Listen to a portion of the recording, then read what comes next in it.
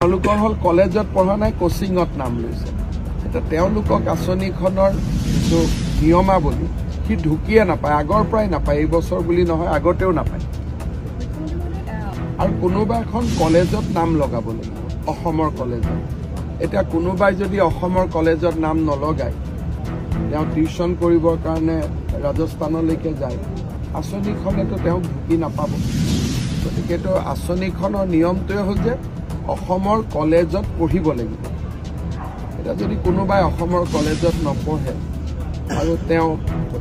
কোটাত গৈ ট্ৰেইনিং কৰে তেওঁক আমি কেনেকৈ মাতি আনি পেলাই দিব পাৰোঁ তেনেকুৱা ব্যৱস্থাটো আঁচনিখনত নাই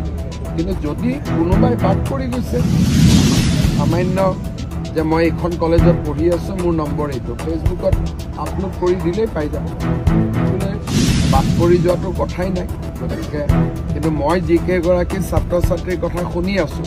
তেওঁলোকৰ হ'ল কলেজত পঢ়া নাই কোচিংত নাম লৈছে এতিয়া তেওঁলোকক আঁচনিখনৰ যিটো নিয়মাৱলী সি ঢুকিয়ে নাপায় আগৰ পৰাই নাপায় এই বছৰ বুলি নহয় আগতেও নাপায়